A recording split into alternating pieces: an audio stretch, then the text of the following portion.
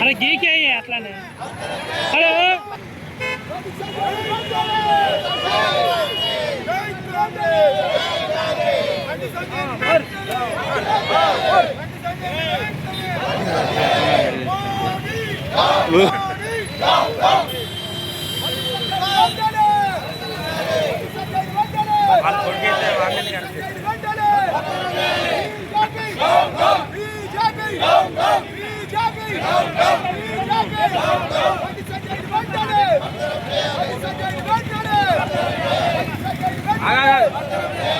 स्वामी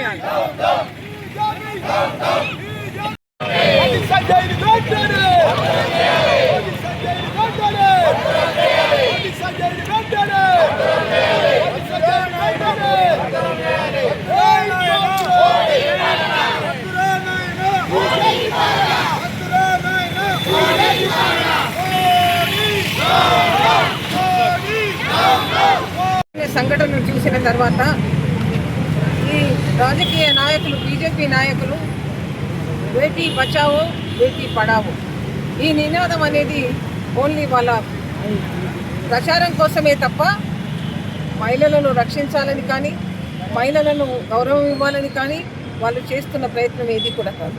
మనం చాలాసార్లు చెప్పుకున్నాం ఈ బీజేపీ పాలిత ప్రాంతాలలో రాష్ట్రాలలో జరుగుతున్న అన్యాయాల గురించి అక్రమాల గురించి. దాదాపుగా 45 మంది ఎమ్మెల్యేలు ఇలాంటి సంఘటనలు చేసి కూడా ప్రభుత్వంలో కొనసాగడం జరుగుతుంది. వేరోల్స్ ఇవ్వడం, వాళ్ళకి క్షమాభిక్షలు పెట్టడం, వాళ్ళని కాపాడడం, వాళ్ళ భుజాల మీద చేతులు వేసుకొని తిరగడం మోడీ గారికి అలవాటైపోయింది. ఇవాళ ఈ రాష్ట్రంలో సుభిక్షంగా ఉన్న ఈ రాష్ట్రంలో మహిళలు కాపాడాల్సిన బాధ్యత నాకుంది. మహిళలందరినీ కూడా కోటీశ్వరులు చేయాలనే ఆలోచనతో ఉన్న మా ముఖ్యమంత్రి గారు రేవంత్ రెడ్డి గారి పాలనలో ఇవాళ ఒక కేంద్ర మంత్రి మరి ఆయన మంత్రిగా ఉండి ఆయన కొడుకు చేస్తున్న అరాచకాలను చూస్తుంటే ఈయనను వెంటనే బర్తరఫ్ చేయాల్సిన అవసరం ఉంది. అలాగే కొడుకు కూడా ఒక మాట చెప్తున్నాడు, 40-50 వేల రూపాయలు ఆమెకు ఇవ్వడం జరిగిందని. ఎందుకు ఇచ్చావయ్యా నువ్వు అని అడుగుతున్నాము. నువ్వేం అన్యాయం చేయలేదు, నువ్వేం చేయలేదు, మరి ఆమెకు ఎందుకు ఇవ్వడం జరిగింది అని అడుగుతున్నాం. ఇవన్నీ కూడా చూస్తుంటే తప్పకుండా ఆయనను కూడా భగీరథను అరెస్ట్ చేయాల్సిన అవసరం ఉంది. కేంద్ర ప్రభుత్వం ఏదైతే మోడీ గారు ఇవాళ పెద్ద పెద్ద మాటలు చెప్తున్నారో ఆ మాటలన్నీ బూటకపు మాటలని మనకు చెప్పడం తెలియజేస్తున్నారు. ఇవాళ మేము ఆయనను ఒకటే కోరుతున్నాం, నీకేమైనా కూడా కొంచెమైనా కూడా మహిళల మీద గౌరవం ఉంటే వెంటనే కూడా ఆయనను బర్తరఫ్ చేయాల్సిన అవసరం ఉంది సంజయ్ని. అలాగే ఆయన కొడుకును అరెస్ట్ చేయాల్సిన అవసరం ఉందని మిమ్మల్ని అందరినీ కోరుతూ ఇవాళ ఈ రాష్ట్రంలో ఏ జరిగినా మహిళ పైన ఏది జరిగినా కూడా ఒక్క అడుగు కూడా వెనకగేయకుండా ప్రతి ఒక్కరిని కూడా కాపాడాల్సిన బాధ్యత కాంగ్రెస్ పార్టీ పైన ఉంది, మహిళల పైన ఉంది అని తెలియజేస్తూ సెలవు. వాళ్ళకు విమర్శించడం ఒకటే తెలుసు, టీఆర్ఎస్ నేతలకు ఏం తెలుసు? వాళ్ళు ఏమైనా బయటకు వచ్చి మాట్లాడుతున్నారా? వాళ్ళు కూడా ఒక్కరు కూడా ఇవ్వలేదు. ఇవాళ ప్రభుత్వం మనది ఉంది, తప్పకుండా ఏంటో చూసిన తర్వాత తన నిర్ణయం తనని తీసుకుంటూ తప్పకుండా కూడా ఎవరికైతే అన్యాయం జరిగిందో వాళ్ళని కాపాడుతాం, అన్యాయం చేసిన వాళ్ళని శిక్షిస్తాం. అది మా ధర్మం. వాళ్ళు పెద్ద పెద్ద మాటలు చెప్తారు టీఆర్ఎస్ వాళ్ళు, వీళ్ళు కూడా ధర్మం, న్యాయం, సత్యం అంటూ బోధించి ఇవాళ అన్ని అన్యాయాలే చేసుడు తప్ప ధర్మం వైపు అడిగేసింది లేదు, న్యాయం చేసింది లేదు. కాబట్టి రేవంత్ రెడ్డి గారు తప్పకుండా సరైన సమయంలో సరైన నిర్ణయం తీసుకుంటారని తెలియజేస్తారు. ఏదైతే బండి సంజయ్ కేంద్ర మంత్రి యొక్క కొడుకు బండి భగీరథ్ చేసినటువంటి అరాచకానికి ఇక్కడ నిరసిస్తూ బండి సంజయ్ గారి దిష్టి బొమ్మను దహనం చేయడం జరిగింది. అయితే ఎన్నో మాట్లాడతాడు. ఒక చిన్న ఉదాహరణ చూపిస్తా మీకు.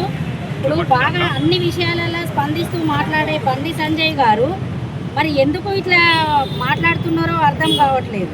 ఒకసారి ఇది చూడండి మీరు. బండి సంజయ్ గారు అన్ని మాట్లాడతారు కదా ప్రతి విషయంలో. ఇది స్పోర్ట్స్కో అది జరిగినప్పుడు, కేసు జరిగినప్పుడు వీళ్ళు పట్టించుకోలేదు, వాళ్ళు పట్టించుకోలేదు అని మాట్లాడతారు కదా. మరి ఒక మీ యొక్క చేసింది దానికి మీరు కనీస బాధ్యత వహించి తప్పకుండా నైతిక బాధ్యత తీసుకొని మీరు రాజీనామా చేయాలి. అంతేకాకుండా మీరు ఇక్కడ ఒక దరిద్రం ఏంటంటే గుజరాత్ లో కానీ బీజేపీ గవర్నమెంట్ దాదాపు ఉన్న మంత్రులందరూ కూడా నేర చరిత్ర కలిగిన వాళ్ళే. గుజరాత్ లో అయితే ఏంది, మహారాష్ట్రలో అయితే అదే ఇక్కడ సంస్కృతిగా మరి ఈయన ఇప్పుడు ఇట్లా చేయడం చాలా నీచమైనది. ఎందుకంటే బేటీ బచావ్ బేటీ పడావ్ అంటారు, పెద్దపీట వేస్తా అంటారు, మాటలకు మాత్రమే వాళ్ళది ఉన్నది కానీ చేతులకు లేదు. ఇక బీఆర్ఎస్ వాళ్ళు అయితే ఇక్కడ వచ్చింది, బీఆర్ఎస్ వాళ్ళు ఇంట్లోకి వెళ్ళి కనీసం వాళ్ళు బయటికి కూడా రాకుండా వాళ్ళ అనవసరమైన విషయాలకు వాళ్ళ ఇంట్లో నుండి ఒక్కరు కూడా బయటకు వచ్చి మాట్లాడలేదు. అలాంటి వాళ్ళు కూడా కాంగ్రెస్ పార్టీని విమర్శించడం వాళ్ళ చిత్తశుద్ధికే వదిలేస్తున్నాం. మొన్న జరిగిన రైతు సంగ్రామణ దానికి కూడా వాళ్ళు కేవలం రైతుల కోసం కాదు, వాళ్ళు పెట్టుకున్నది ఓన్లీ రాహుల్ గాంధీ గారిని, రేవంత్ రెడ్డి గారిని తిట్టడం కోసమే అది పెట్టుకున్నారు. ఎందుకంటే మీరు ఏ విషయంలో అయినా ఎవరైనా ఒక ప్రతిపక్ష నాయకుడుగా ఉన్న రాహుల్ గాంధీ గారు కూడా మోడీ గారి కానీ ఎవరికైనా కానీ చాలా మర్యాద ఇచ్చి మాట్లాడతారు. కానీ అలాంటి వ్యక్తులను మీరు ఎంత పడితే అట్లా మాట్లాడిందంటే మీ మర్యాద ఎట్లున్నది, మీ నీచ రాజకీయాల కోసమే అది పెట్టిరు.